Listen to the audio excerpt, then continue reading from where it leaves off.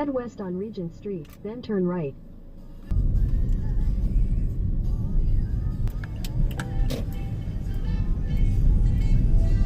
In 300 meters, turn right to stay on Loyola Street. Hello guys, good morning. Samahan nyo ako ngayon, pupunta ako ng Calatagan, Batangas para mag solo camping. Hindi muna natin kasama yung mga kaibigan natin. Tatry muna natin mag-isa, mag solo. Alam mo kasi minsan natatakot tayo na gawin yung bang mag-travel mag-isa, pumunta sa isang lugar na mag-isa.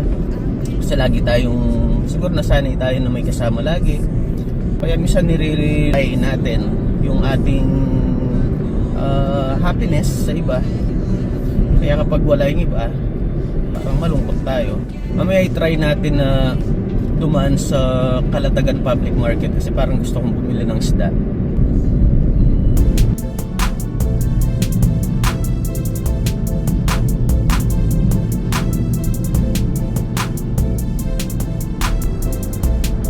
Inabutan na tayo ng liwanag sa daan. Pero malapit na tayo. According kay Google Map, nasa 23 kilometers na lang tayo natin mula dito hanggang sa Calatagan Public Market. Kasi dadaan muna tayo dun para bumili ng isda. Turn right, then turn left.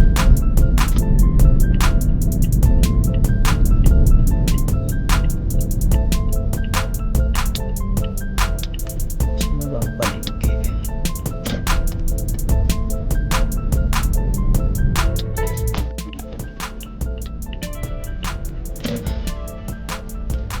Saan tayo ba? Siguro dito. Nandito na tayo sa Calatagan Public Market. So bibili muna ako dito ng isda. Tingin ako kung ano pwede nating mabili. Sana mura lang. Kasi wala tayong budget eh. Baba na muna tayo. Tingin muna tayo isda. Walang. Okay.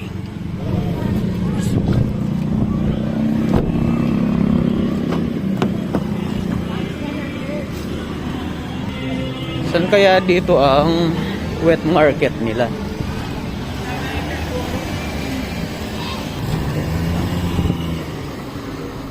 Baka dito sa loob. Tingin tayo. Ayun.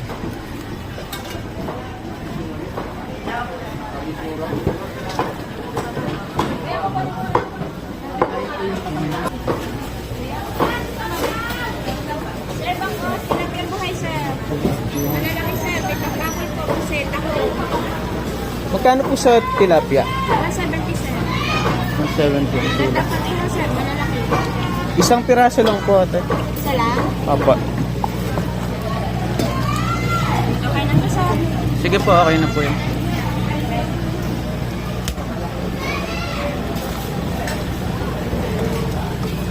$90 po. Sige po. Pangihaw po. Apa. Ay, saglit lang po. Nice job mo, bangos, tilapia. Eto po.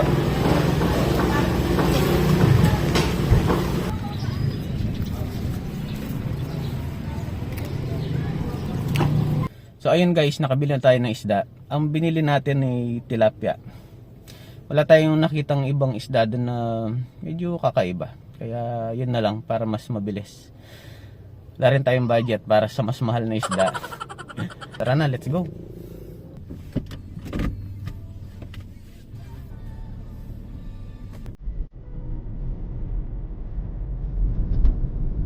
Lapit na tayo guys. Ano na lang, 500 meters away.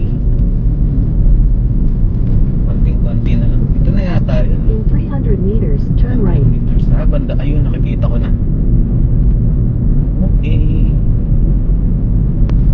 Ayun. Take the next right, then your destination will be on the left. Okay, so ito na. Tama ba? Edna's Beach and Campsite. Okay. Taas tayo. May reservation po. JC lang yun kayo. Nag-add pala dito. Okay po. Salamat.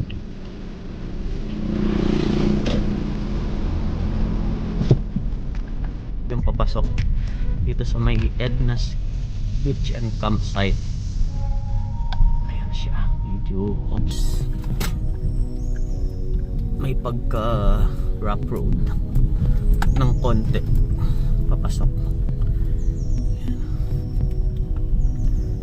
Dami mga sasakyan, no? Mga nag-overnight siguro itong mga to. Dito tayo banda, baka sumayad tayo. So ayan guys, so pupunta muna tayo doon para magbayad nung ating balance. So ito yun.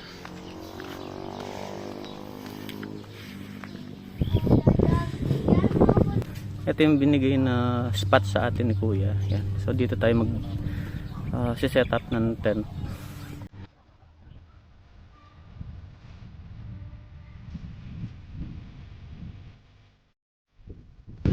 Guys, maganda yung pwesto na binigay sa atin. Kasi hindi ko na kailangan gamitin yung canopy tent. Hindi na mainit dahil makapal yung dahon ng ano. Ito. Diba? So, hindi siya mainit, malilim, malamig. Hindi pa ako tapos mag-setup, pero nakita ko muna sa inyo yung pwesto ko. Ang ganda, oh. Nice. Very nice. Diba? Ganda. Mamaya ipapasyal ko kayo dyan. Papakita ko sa inyo yan. So, sa ngayon, tapusin ko muna to. Sinapagod na ako.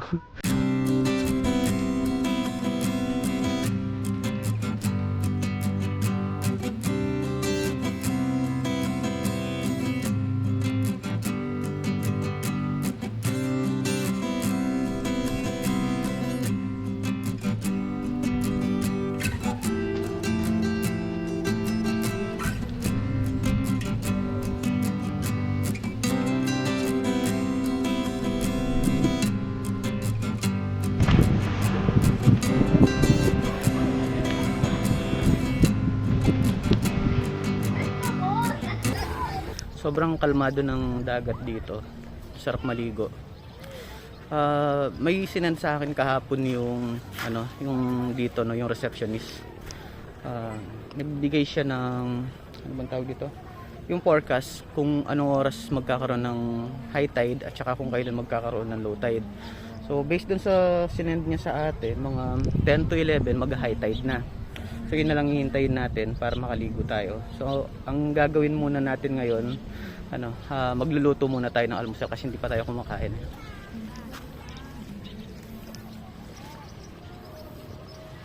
Mag-grill pala tayo ng liempo. Tapos yung binili nating isda kanina, bigrill na rin natin siya. At saka meron din akong biniling barbecue. Ano tayo? Puwet ng manok, parang gano'n.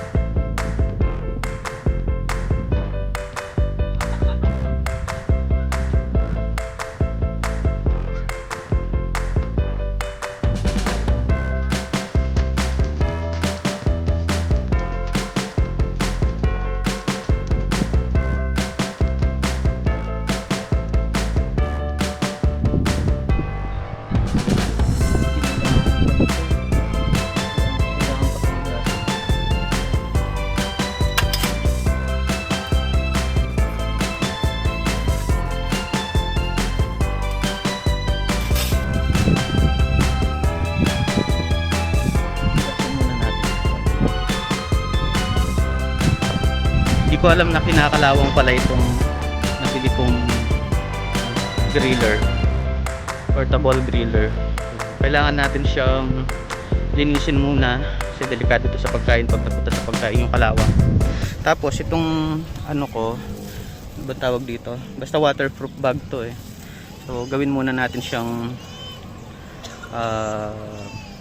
tawag dito, timba pansamantala. So lagyan natin ng tubig para meron tayo stock ng tubig. So, linisin na rin natin yung binili nating isda para ready na siya mamaya.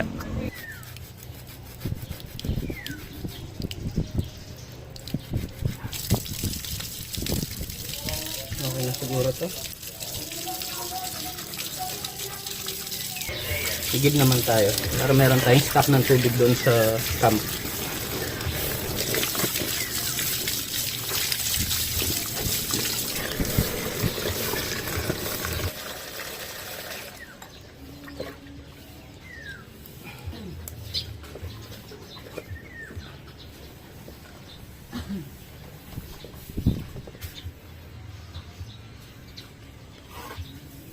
So ayan, meron na tayong improvised na timba.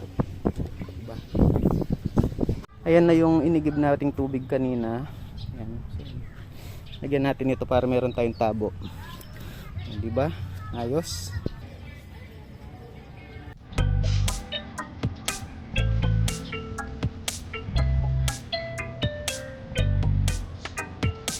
Nagluto lang ako ng 2.5 nito. Siguro pwede na yan ang gumamay yung lunch para isang lutuan lang. Nabili nga pala natin to sa Shopee. Ano to? Charcoal. Sobrang bilis lang niyang mag-apoy. Hindi na siya kailangan na matagal na sa paapoyan. Iano mo lang tulad nito. Parang ginagamit ko to pang ano lang, pampaliyab lang, starter, kumbaga starter. Okay.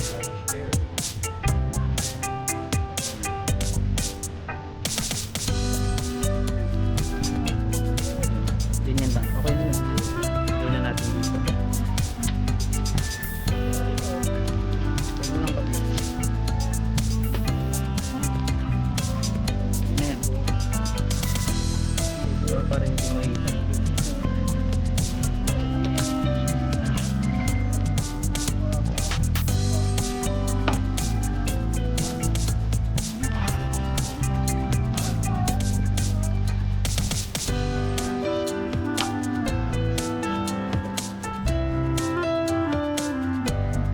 Hindi na yata siya kailangan iiwain kasi iigawin siya. Mali yata ako dun. Hindi pala ako nakapagdala ng asin. Pwede na pa kahit wala siya.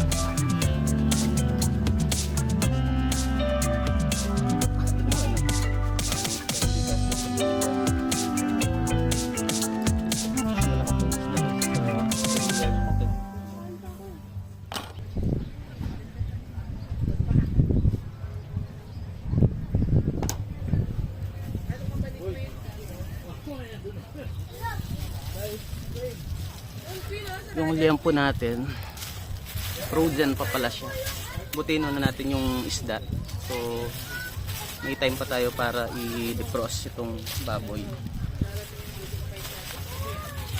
Gaano kaya katagal ito malusaw?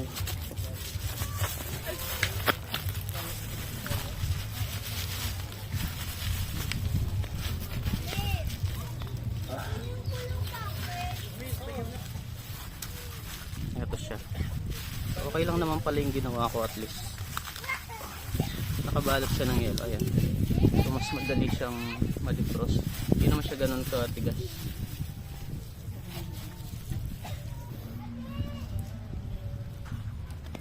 Luto na yung kanin natin. Ayan. So hintayin na lang nating maluto yung ulam natin para makapag-almusal na tayo. So mag-init tayo ng tubig para makapag tayo, hot chocolate. Pero Milo lang yan.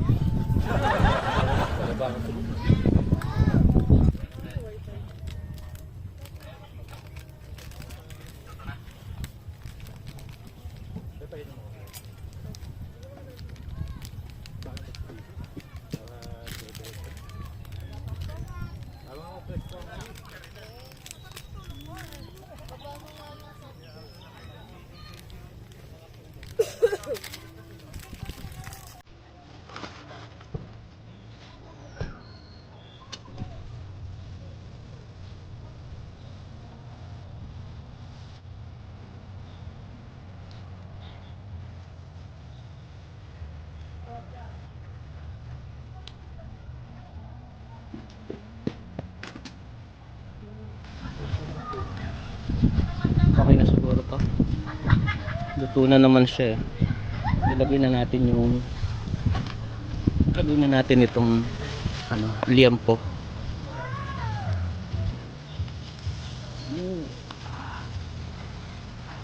Ang laki oh. Hindi siya kasya dito sa lagayan. Yan, kasya na siya. Yan ito. Yan. Oh, diba? Sarap.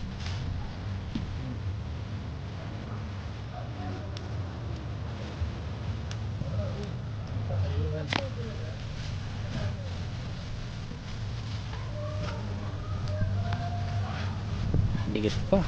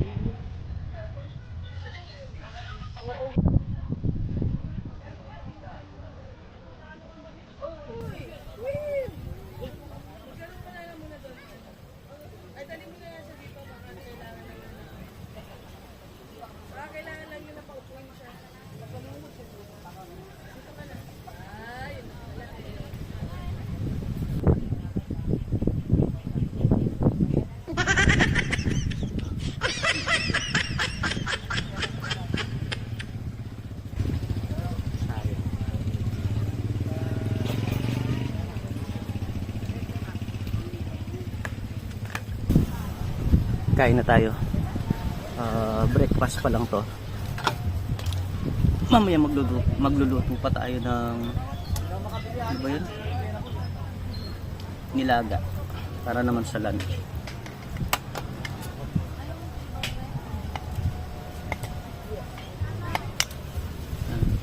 Tingin ko sapat na yung kanin natin hanggang mamayang lunch. Okay na yan.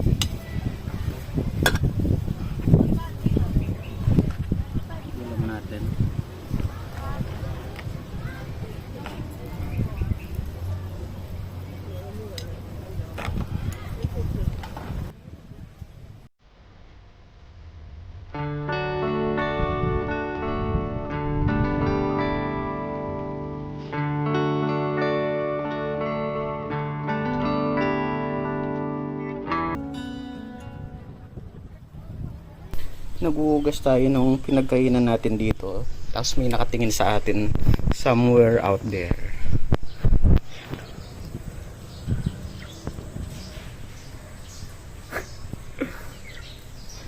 Ba't ang sama ng tingin mo sa akin, ha? Ha? Bakit? Ha? Bakit? Ayun naman siya nakatingin sa atin. Bakit? Bakit? Saan na ba yun? Ayun.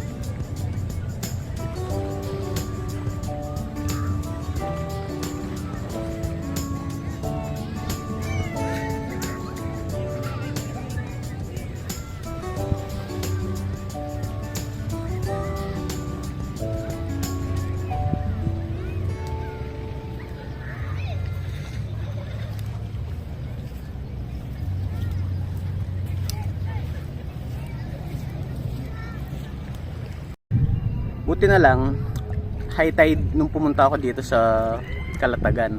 Kasi usually laging ano to low tide. Itong part na to yan. Yan. Mamaya lang siguro mga bandang alas 5, ano na yan, wala nang tubig diyan. As in, talagang walang tubig. Ang tubig doon pa sa malayo. Teka lang. Doon sa pinakamalayo, parang hindi mo natanaw nga dito Yan. Kaya kailangan natin sulitin yung oras na high tide pa dito. Para siguro mga bandang alas 2, alas 3, yan, mababa na talaga yung tubig. At mga 5, wala na yan. Puro ano na to, puro buhangin na to. Tapos, ano pang tawag doon, seagrass. Yan, ganun na lang siya.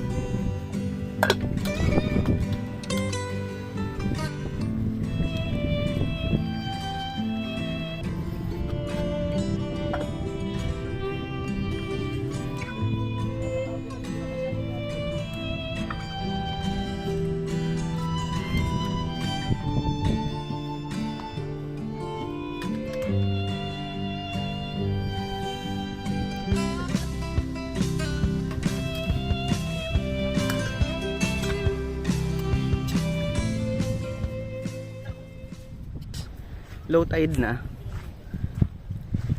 bumaba na yung tubig. Tignan nyo, wala ng tubig, hindi na pwede maligo, sobrang layo ng tubig. Doon pa, doon sa ba?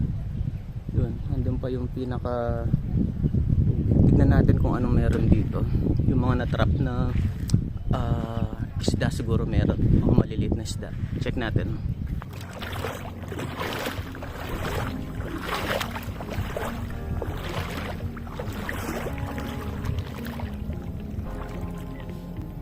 May mga natrap na maliliit na isda dito.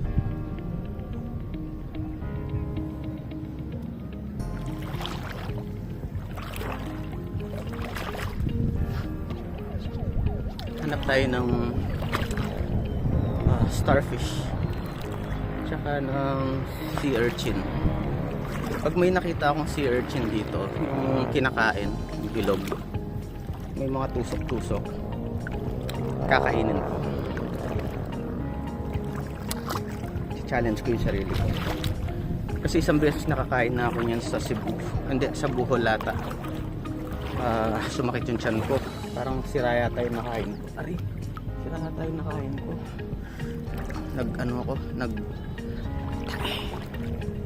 Yun, hindi na ako nakagala kinabukasan.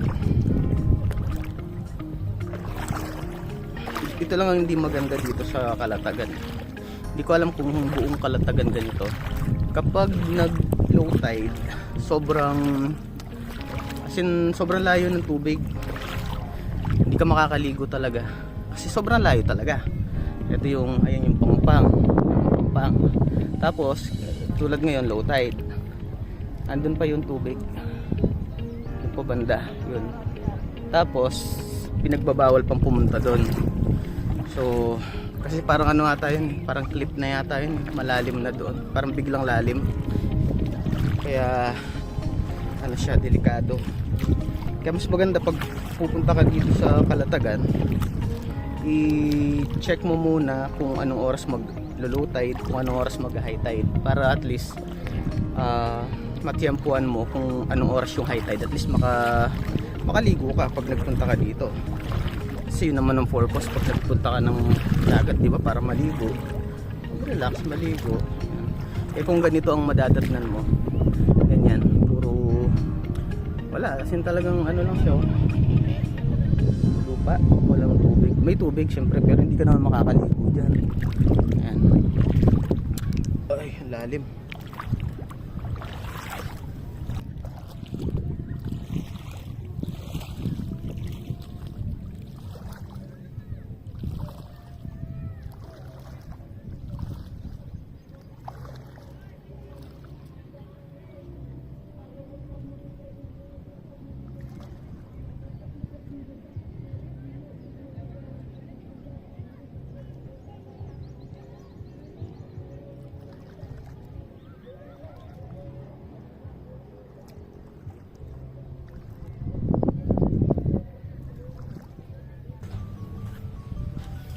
oras na para umuwi. So 4:30 hanggang 6 ako dapat dito, pero 4:30 okay na to. Magpa-pack up na ako. So i-ano ko na yung tent ko para makaligo na at maka-batsi na rin.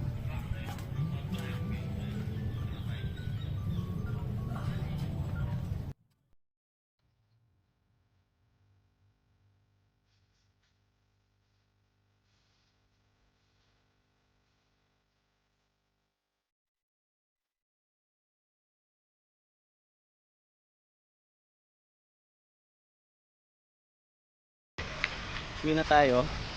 Ang dami kong bitbit. Napakabigat. Binitbit ko lahat to ng isang beses lang.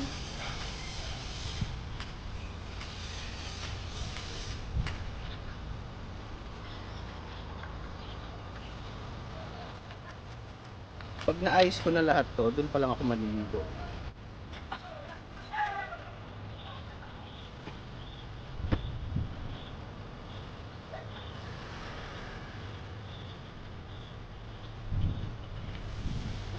Wala. Maulan na. Lumalakas ang ulan.